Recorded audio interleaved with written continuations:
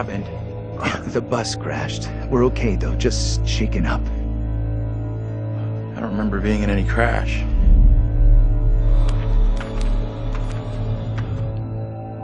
Well, here we are on set of Little Hope, part of the Dark Pictures Anthology. Tell me about the characters you play in the game. Yeah, very exciting. I play Andrew, who is a student on this trip to the town of Little Hope. You know this place? No.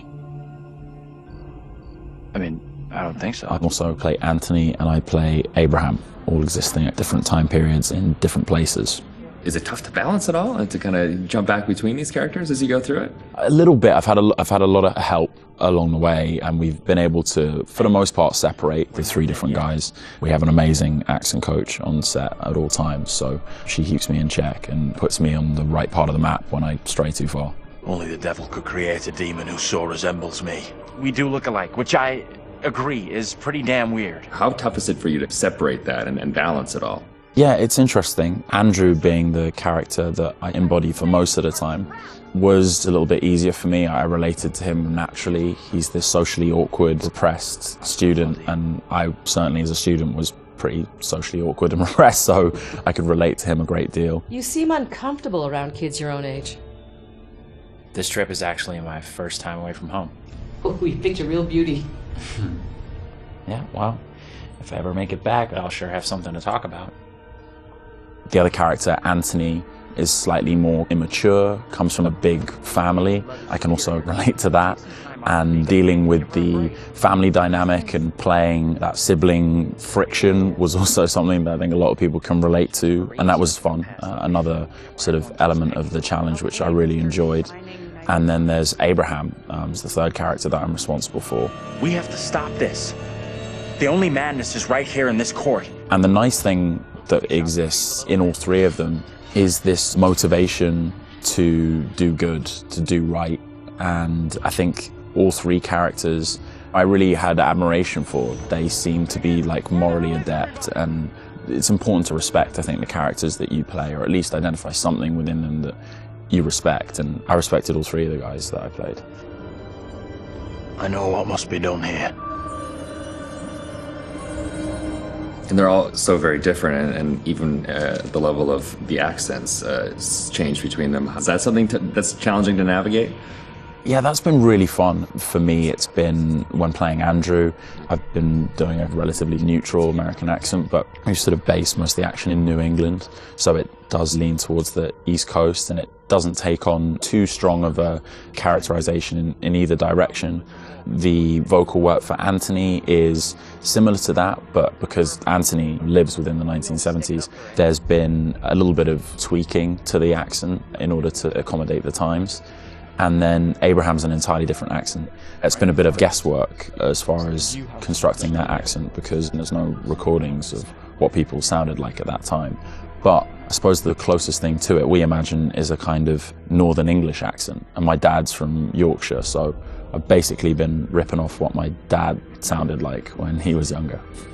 She talked in this really weird accent. Was that even American? And also with the process itself is a huge, like a learning curve, like you say, with the performance capture. What's the process been like for you? Have you been able to adapt? Do you feel at home now wearing the helmet? And yeah, it's funny. I mean, it presents a whole host of challenges. It can get a little uncomfortable. Okay. After a while, it can get a little uncomfortable. You never forget the first time you go for a wee wearing that headset, thinking, am I on some sort of screen somewhere in the studio right now? Can people see me weeing? But you soon get used to the headset and the pack that you're wearing. And I think the best thing you can do is try and remove that from the equation entirely and just make it about looking at the person opposite you. Some of the more physical stuff is challenging, because if you do want to move around and you do want to add a physical performance to whatever facial, emotional things that are being captured, you have to be careful that the sound isn't being compromised because of your movements. But you know, in lots of ways it's been quite freeing too. We move at a great pace. There's little repetition over the same thing. There's lots of variation, but little repetition really. And we have an opportunity to move freely about the space pretty much. We're not confined to marks, and we don't have to relight every single moment. It's go, go, go. It's been 100 miles per hour, and I've loved the intensity of it. It's been great. But we're looking for our bus driver. What? Have you seen him? Yeah, that's funny. What's up with the fog outside? It's pretty weird. Sure is a thick one tonight. Actually, it's so thick it's stopping us from leaving. Yeah, I know that feeling. You're, trapped here too, then? And cut. It's a whole different pace, I feel, than what you normally when you're setting up a scene and you shoot front to back, and then now it's kind of like you're just jumping in and you're just like stop, start, stop, start. It must be kind of refreshing in a way. 100%, yeah. You can start in the morning and by lunch you've died and come back to life 4 or 5 times, whereas on a film set you would have had to shoot for several weeks to get that material, so you do blast through a ton of content. Run! Get the hell out of there! Look out! Yeah, it's gonna be really cool to see yourself in a video game. It's gonna be an incredible experience too. And then now your friends and family members can like play you in a game. That must be a whole weird feeling. Yeah, that is really weird. It's strange enough seeing my face on screen in anything, but you're really mad and exciting, I guess, to think about being in a video game.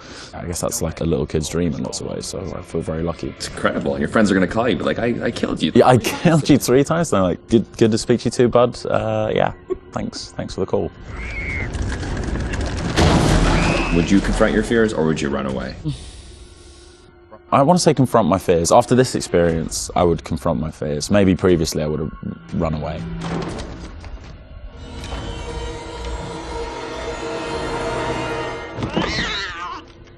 What kind of place is this? It's one of those things where what you think you'll do is different than what you probably actually. In the moment, yeah, 100%. Oh, I would confront my fears, and then you're gone. Gone. Yeah. And lastly, would you explore on your own or in a group? In a group, I'd have to. One of the best things about this experience has just been the camaraderie that's developed amongst the cast, and over a short period of time shooting at this intensity, it's bonded us together really quickly, and I've loved being part of the team. A group of us in one room on this crazy journey together, so it's all about exploring as a team. I'm just gonna say it. This is exactly what goes down in horror movies. Well, plus than anything in the horror genre, we know what happens when you go off on your own, right? 100%. Don't do They it. still do it. And they still do it. Let's go check out that room over there. No, don't go check out that room. Nope. Don't go check out. Or bring someone with you. Oh, yeah, exactly. Yeah. There you go. All right, Will. Tanner, thanks a lot. Appreciate that. Thank you. Cheers.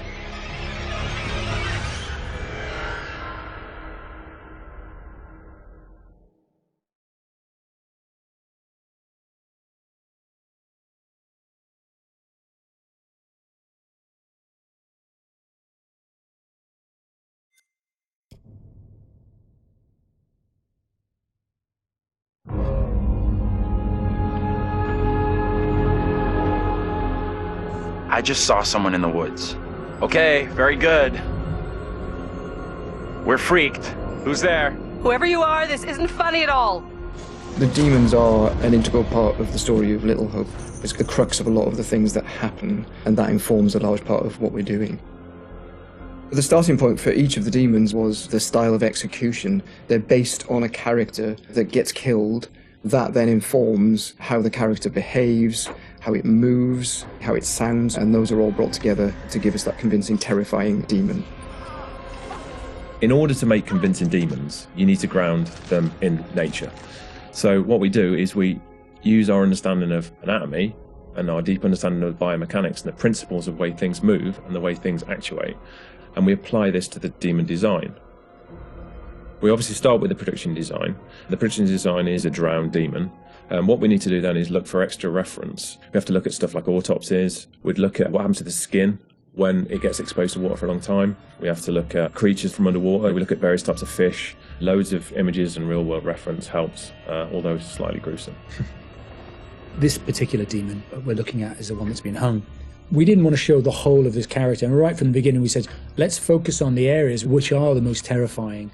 And so the overall silhouette of the character was to be like this twisted rope. Her limbs had coiled, and so we were exaggerating the metaphor of this hanging.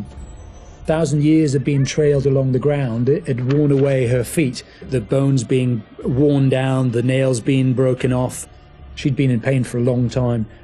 The most key of all of the elements was the face and how we framed that, and that was that broken, twisted neck, one eye remaining, a tear coming out because it's that last remains of her soul. The noose was digging into her neck, and her tongue was actually so bloated and grown, that actually became a feature for us in the game, that tongue actually becomes a grapple to get hold of some of the characters. To animate a demon, we would start with looking at how they walk or move forward. Some of them are dragging themselves, and then also how they would attack their victims, just flesh out the layout and the choreography of it. Mocap is a big help. Obviously, it's a lot faster than keyframing from scratch. So we decided to use it as a base for some of them, and then we would layer on top of that all the characteristics that bring them to life, even though they're dead. The Crush Demon in particular was difficult to work with because we weren't able to use motion capture footage, so that is going to be completely hand animated. So that meant we were really starting from scratch. All the other demons we did use actors' footage, so we have a lot of actors with spikes tied to them limping across the scene. Let's get the fuck out of here! On the Broke Demon, we asked the actor to use various props to try and achieve the sort of movement that we wanted. And I think he did a great job. It was really successful. We've had to, again, add on to that to help with the weight and the believability.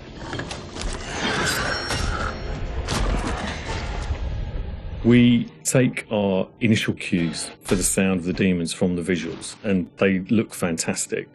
But then we have to take the sound of the demons beyond the visuals to give them a really strong otherworldly presence. We need each of the demons to be individually recognisable whilst maintaining that uncomfortable unfamiliarity for the player. What is that thing? So at distance you might hear the chains clanking or the vocal screams. But when you get close up to the demons, you hear lots of detail, the cracking of skin, the creak of the chains, the breaths or the sound of the icky vomit. We really want the player to feel the breath through the sound of the demon on their face. Angela, no! When we're thinking about the camera work for the demons, one thing that was really at the forefront of my mind was trying not to show too much, trying not to lose all restraint, and I think that's a really easy trap to fall into with CG in general, and especially with games that you've got all these monsters that you've built and you've spent a lot of time working on, and it's really easy just to go straight to putting everything on screen. But thinking back to some classic horrors, classic monster movies, a lot of times there the directors had to use a lot of restraint and just show little bits and pieces because they didn't have that kind of budget or that kind of effect to really make it convincing. And there's something about that I really like, that I wanted to bring back to Little Hope. So when I was directing the camera team, I asked them to show little bits, little glimpses, a clawed hand here, a shadow on the wall there, the chains rattling, whatever the key characteristics were of that demon. The interesting thing with that is that I think sometimes your imagination as a viewer fills in the blanks in a far more terrifying way than we really could. So we tried to build up that suspense, working up to this big reveal where you finally see full on in the light this thing that's been hunting you down in all its gross, horrific glory. With the demon scenes, lighting definitely had a key part to play as well. It had to work complementary to what we wanted to do with the cameras, but also there's some very specific things you can do with lighting that really lent itself to this task. So one of the big ones was the use of silhouettes. The demons have really interesting form and really interesting shapes. They're very unusual, you know, these humanoid creatures all distorted, and we wanted to use that without revealing too much. So quite often we tried to use backlighting, or the fog that's present all through Little Hope is a really useful tool for silhouettes, as you can have this nice separation with a brighter background and then have the creature dark in the foreground. It was a nice way to make them feel even more gross than they really were. The Little Hope narrative is extremely multi-layered, and the demons not only represent the tortured souls of the characters, but they also represent the psychological trauma that humans can obtain through witnessing traumatic events. So when the game opens in the prologue and the main character is witnessing these traumatic events, we underscore this with really strong male Gregorian choir, which we use later in the game when the demons are attacking to really strengthen and reference that psychological trauma with the tormented souls of the characters. Run! Now! The broken demon's the most terrifying because of the way it moves. It's really unsettling because you can't anticipate where it's going to go next. All the limbs are breaking and it's all moving in a really erratic way. So if you were to try and escape from it, you wouldn't know where to go because it might go there or it might go over here. So that's the most terrifying in terms of unpredictability, I suppose, and having a deep effect on your psyche. Interestingly, when you work at Supermassive, you get immune to horror. That's one thing I've definitely noticed. The powers of horror somehow get lost in me every time I'm watching a horror movie. I don't get so scared anymore just because I see this stuff every day. But doing those demon scenes, I must admit, even watching them back as they were work in progress, it was always like fairly distressing and fairly horrific. So hopefully some of that comes across in the experience for the player too.